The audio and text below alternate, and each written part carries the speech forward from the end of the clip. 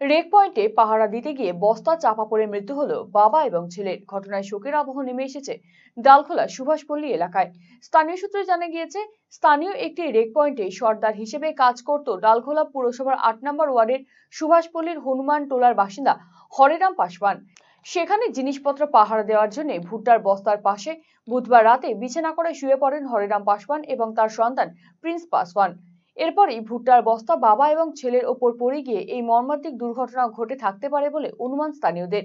বৃহস্পতিবার ভোরে ডালখোলা রেক পয়েন্টে বাবা এবং ছেলের বস্তাচাপা মৃতদেহ দেখতে পায় প্রাতঃভ্রমণে আসা মানুষেরা।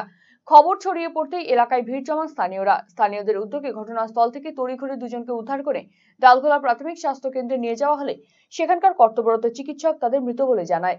মৃতদেহ দুটি উদ্ধার করে ময়না তদন্তের জন্য রায়গঞ্জ গভর্নমেন্ট মেডিকেল কলেজ ও হাসপাতালে পাঠানোর পাশাপাশি পুরো ঘটনা তদন্ত শুরু করেছে ডালখোলা থানার পুলিশ।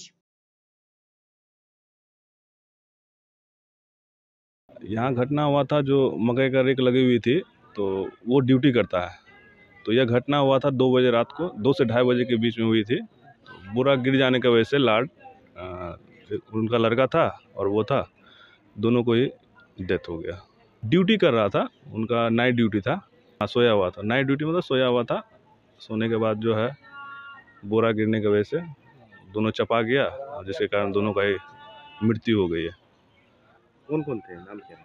इनका नाम था हरेराम पासवान, जिनका उम्र 31 साल है, और उनका लड़का था शायद प्रिंस पासवान, उनका 12 साल होगा।